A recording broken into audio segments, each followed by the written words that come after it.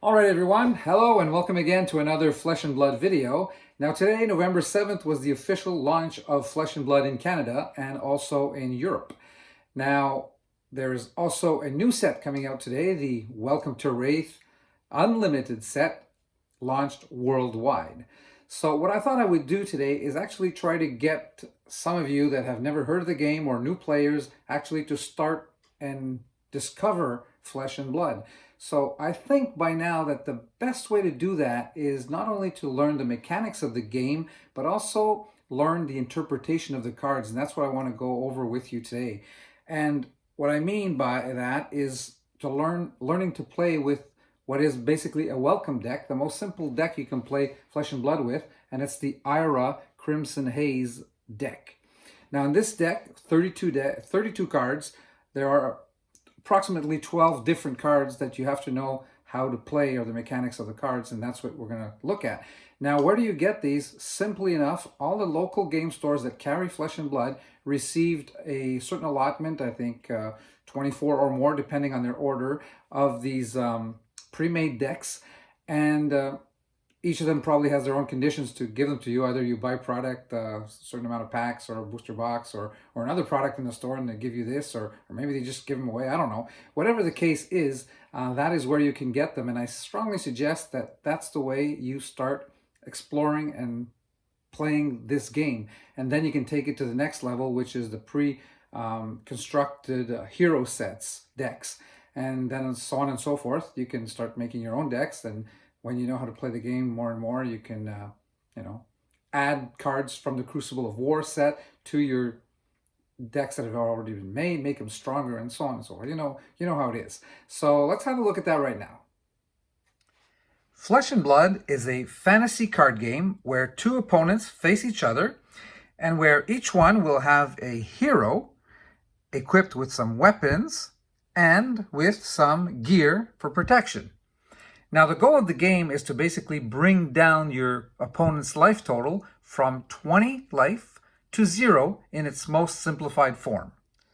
So, the first thing we will do is have a look at the actual hero with which we will be playing the game. And this is Ira. She is a ninja hero, as you can see at the bottom of the card. And by the way, the ninja class is the very first class that was selected by the producers of Flesh and Blood in introducing their game to the world. With the first set, Welcome to Wraith, an additional 4 classes were introduced. Actually, they came back with the Ninja, also the Warrior, the Guardian, and the Brute. And then in the second set, which is Arcane Rising, 4 new heroes were introduced to the game. So as the game is moving along, more and more heroes are coming on board with which you can play the game, build your decks, and so on and so forth. Now, before we go any further, I just wanted to have you note here at the bottom of the card on the right-hand side, you have a 20. The green stands for life total, and this is the amount of life that you start with when you are playing this game with this card, and it's the young version. You can also play a version where you will start with 40 life, but in this shorter version, games of 15, 20, 25 minutes, you will be using 20 life to start off. And on the other side, in the other corner, this represents the intellect of the hero. And intellect, here 4, basically means the number of cards to which you will draw your hand to at the end of your turn. I'll be explaining that a little bit later. So all the heroes, as of now, all have intellects of 4, so everyone is playing basically with 4 cards in their hands. All right, in this next segment, before we move on to actual gameplay, we will have a look at the playmat. Now, the playmat in Flesh and Blood is very important because it determines where you place your cards and how you defend, how you attack, the combat chain, the deck, the graveyard, the arsenal. And right now, we're going to go over these so that you perfectly understand them before we actually get into gameplay, as I was saying. Now, the Crimson Haze, the Ira deck, is a starter deck, a welcome deck, a very simple deck. So in this deck, you will, if this is what you get your hands on, you will not have any equipment cards. But I will mention them to you right away anyhow, just to say that there are 4 equipment cards available. There are some that are specific to each hero and others that are generic. Now, if you're playing a generic equipment card, that means you can use it with no matter which hero you're playing. So a generic chest equipment or generic head equipment or leg or arm could be played with any hero. However, let's say a brute chest equipment would only be able to be used with the brute if you are playing that hero. But then again, like I was saying, no equipment cards in this deck, so you know what they are for, these 4 squares, but we're not in this video going to have a look at that. We're going to concentrate on the rest of the playmat. All right, so let's have a look at those. First of all, let's deposit our hero where it should be, right here in the middle. And what we have here is, as you can see, a ninja weapon. It's a sword, two-handed, meaning that you can put it down here and you would be able to play just one weapon, right? It's two-handed. If you were to play one-handed weapons, you could actually use 2. Logical. Now down here we have a section called Arsenal. What that is basically is, let's say you're playing your 4 cards, right? You're playing your turn, and at the end of your turn, after attacking and so on and so forth, you have 1 card left. Now, if this card, you want to put it down here, you may do so before drawing up your next 4 cards once again. However, whatever card you put here has to remain here until you actually play it. So Arsenal cards can only be played. They cannot be pitched, they cannot be sent into the graveyard, they can only be played. So let me give you just a little strategy. If this was a defense reaction card, you could use it when your opponent is attacking you and take it out and use it as defense, but it can only be used that way, as a played card. So that's what Arsenal means. Now, back here on the right, you have a pitch area. And that, before I talk about the pitch, let me just go over the card here. You see this card, the red circles in the corner? This is the pitch value of the card. In this case, 2 corresponds to a yellow bar at the top. And let's see if I have different ones. I'm actually going to go get some different ones. See, the red bar is a pitch of 1.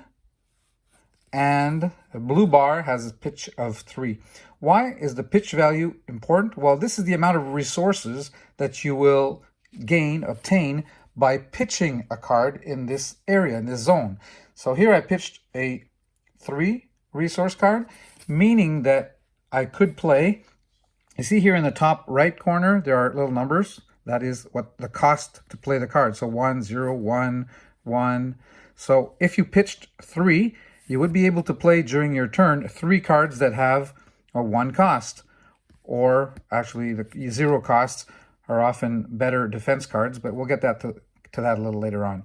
So you see, now you've gained 3 resources. A little bit like if you're a Magic player, you're familiar with mana. This is as if you were creating some mana for yourself. So that's why I was saying before that the interest in here of Flesh and Blood is that each card has attack values, or most of them, defense values. You'll gain mana from using them, from pitching them, and so on and so forth. So you're never caught without anything to do in your hand, you know. Your cards can always be used.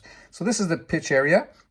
And by the way, we'll get back to this, but for certain reasons, you basically, let's say you want to play this card, you have to indicate that you are playing this card before you actually pitch. So playing this card would cost you 1, and right after doing this, you would actually make sure that you pitch a card here that has the correct value, allowing you to play this card. Okay, but that's an aside.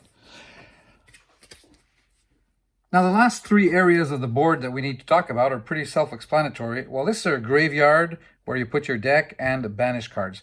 Now, obviously, let's put our deck here, and let's say I'm going to pick up 4 cards, right? And these have been picked up at the end of my last turn. Now my opponent played, and let's say that I didn't defend, or let's say that I just have these 4 cards left, and it's my turn to play, right? Now I used 2 of them, and I pitched 2 of them to be able to play these 2. Now don't look at the actual values. I'm just using this as an example, okay? I just wanted to indicate to you that cards that you pitched at the end of your turn will go under your deck and be reusable later on if you get to those cards again, because the game actually goes longer. So you have to put them under your deck, but in whatever order you want. So if there's a card that you think you would like to see before the other, that could be a strategy that you might adopt. So those cards go there. And where do these cards from the combat chain go? Well, these are the cards that go in your graveyard. Now, because I want you to be able to get into playing a game of Flesh and Blood right after you've finished watching this video, we're going to have a look at the actual meaning of the cards and how you play them. But before we do so, I would just like, I told you before, remember that this was a fairly simple deck. Well, there are only about 12 different cards because you're getting 3 copies of each, as you can see. However, what's important to know is that Whirling Mist Blossom also has a version where you have a pitch value of 1 with the red line up here, and it also has a version with a pitch value of 3 with the blue line. So basically you could be playing in your deck up to 9 Whirling Mist Blossoms. Obviously no more than 3 of each pitch value. So as you see here, 3 of these cards. Salt the Wound, 3. We're going to have a better look at them in a second. Scar for a Scar, there's 3 copies. There's 3 copies of each. So what I will be doing is I will be taking out 1 of each, and we'll be going through the text and the meaning of each so that you know how to play that particular card. So card analysis starts in the following way. We will have a look first at your actual weapon. Now these 2 cards, your weapon and your hero, have abilities that are used by you every single turn, no matter which card you have in your hand. As you can see here, once per turn, every turn, you get an action. You can attack for a resource cost of 1, and you would attack for 1, and you do so by placing the card on the combat chain, and this is called combat chain link 1, your first attack of your turn, of this turn, right? Now, you would attack for 1, and you have a go again, which means that when this action resolves, gain 1 action point. Action points are really important here because that's all you get. You get 1 action point per turn unless you have a card that says go again or that has another ability that would allow you to do so. And that's how you get to playing combat chain link 2 and 3 and so on and so forth, if you can get there, right? So this ability every turn, same thing with your hero. Let's have a look at here. Your second attack each turn gains +1 attack. So if you do get to combat chain link 2, you would actually gain a +1 force in the attack. All right? And that's available to you every single turn, no matter which cards you actually have in your hand. So let's have a look at this card, for example. Brutal Assault. It's your turn to play. I just have all the cards now. It's just because I want to help you understand them. It's a generic action, so you're using it with any hero that you're playing. So obviously we have it here.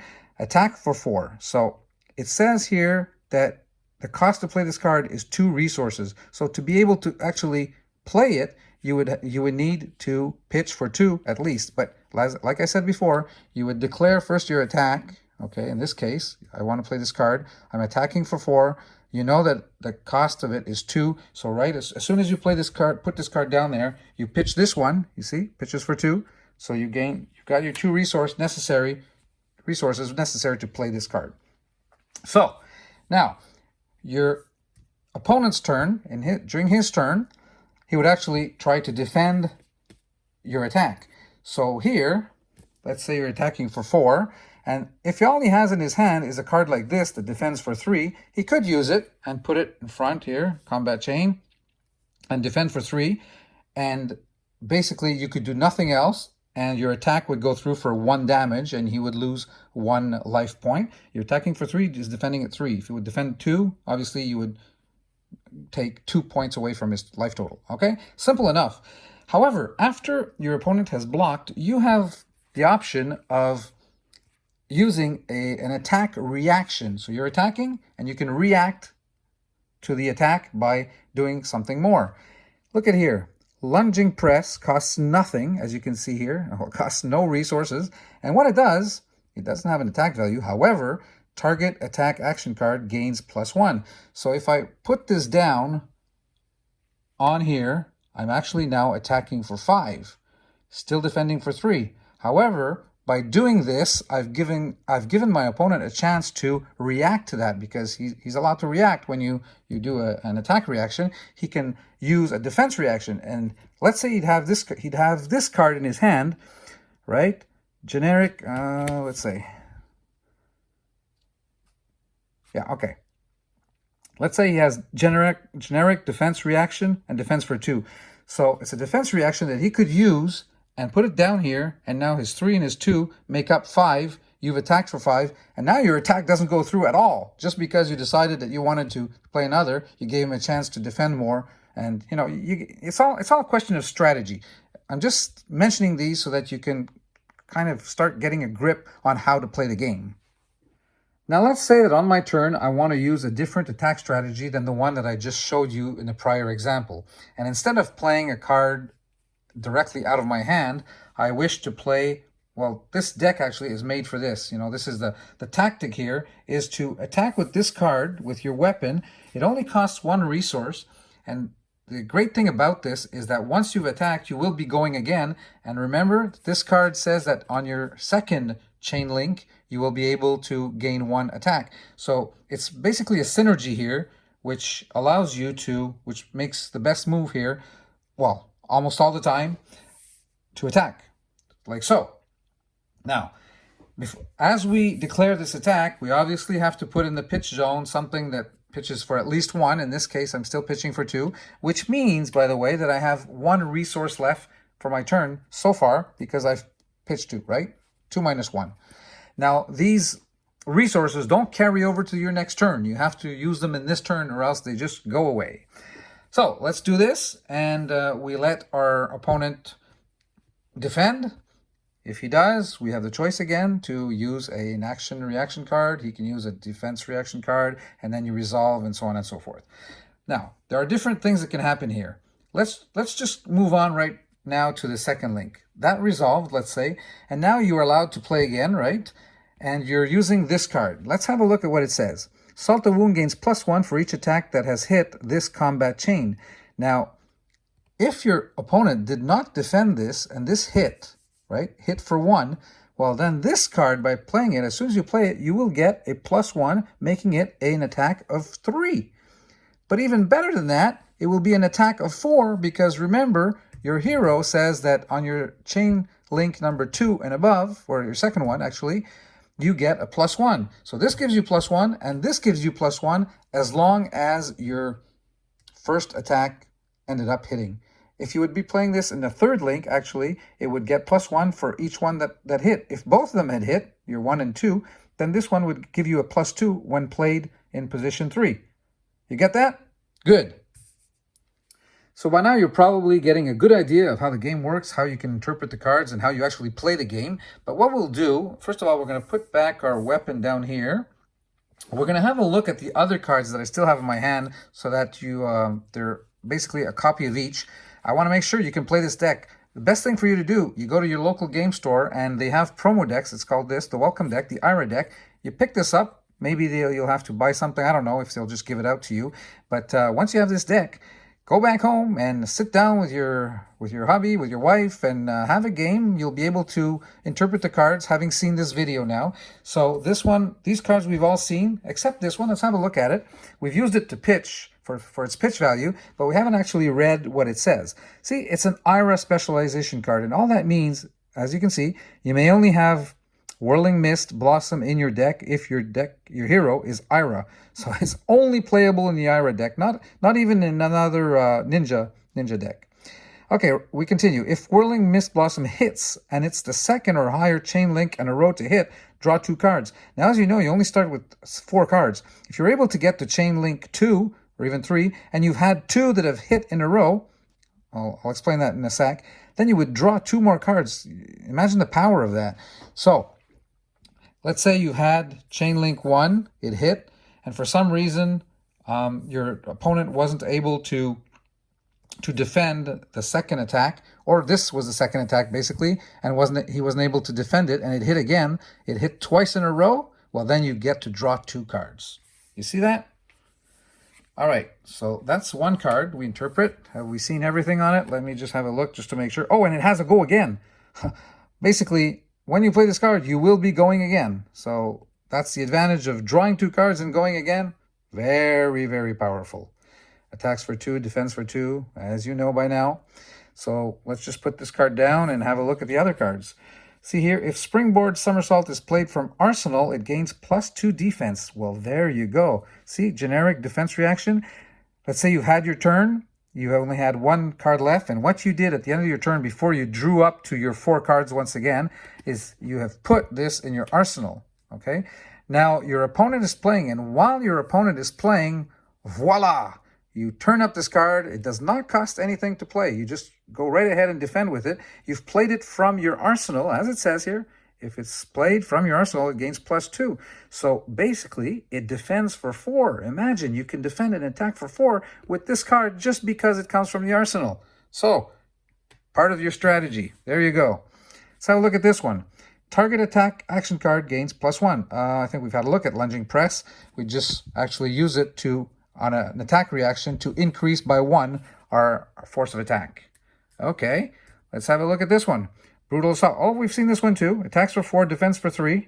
Basically, nothing special. No text to read and to interpret over here.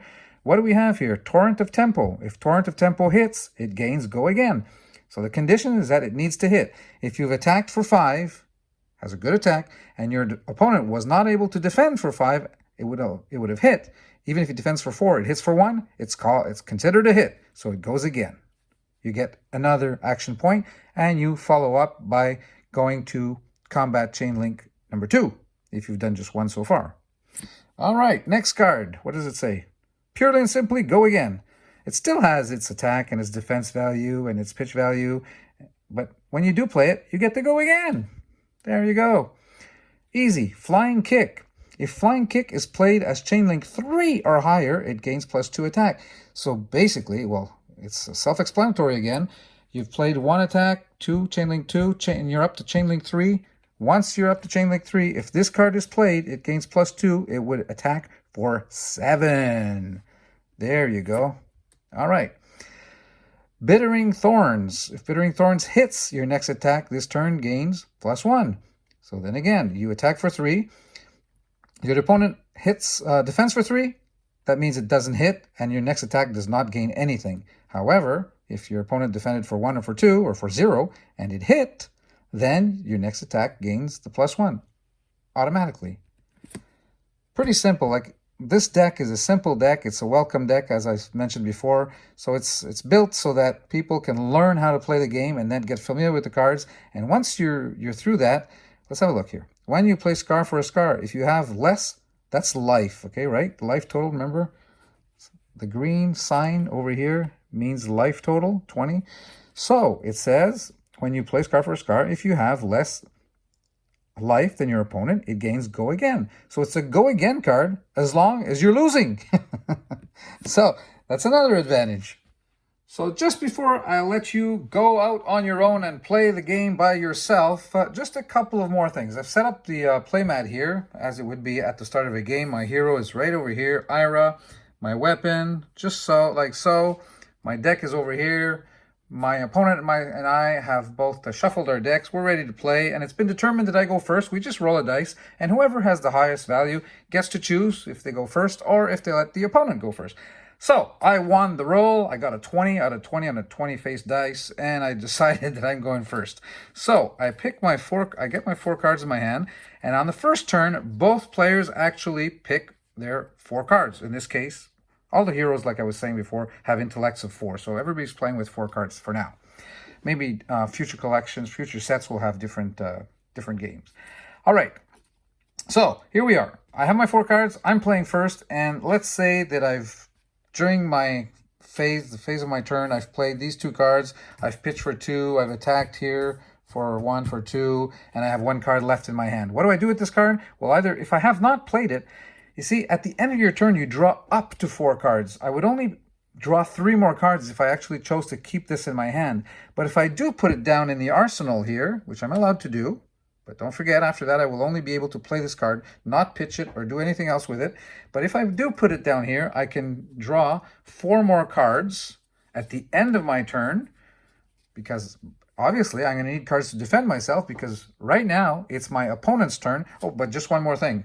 Like I mentioned before, the cards that were used in the combat chain go in the graveyard, and the cards that were used as pitch cards go under over here. And there you are. And it's your opponent's turn to play. Oh, this is down here. Stays down there. So I will have 4 cards to defend and maybe my card to use over here if necessary. But here, if I put down an action card, see Ninja Action Attack, well, obviously I want to be able to defend with it, but on my next turn, I will have 1 card more in my hand to be able to use and attack with it. All right. Now, although I am not a professor, I sure hope that my guidance here and my explanations have been clear enough to you that you will be able to go out and start playing and trying out the game of Flesh and Blood.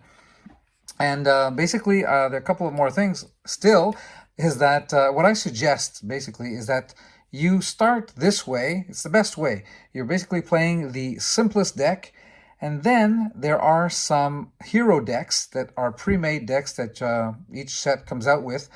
For Welcome to Wraith, there's a Brute hero deck, there's a Warrior hero deck, a Guardian hero deck, and a Ninja hero deck. And these are decks with, I believe, 68 cards that are a little more complex than this one, obviously. Not, I mean, they're never too complex, but here we just have a 32-card deck. It's an introductory deck, and it allows you to learn, like I said. Then you go to the next level, which would be, like I just mentioned, those hero decks. And then you, as a third step, that's where you would start playing around and start building your own decks. You know, that would be the next level. So slowly but surely, learn to play the game, have fun with it, and I sure hope, give me some feedback, leave me some comments. If there's anything, I'm sure I forgot something. You probably will have questions, but I sure do hope that this video is enough to get a lot of people able to start playing. Thanks a lot for listening, ladies and gentlemen. Don't forget to like and to subscribe to my channel. It would be, I thank you in advance for that. And we'll see you soon. Take care now. Bye-bye.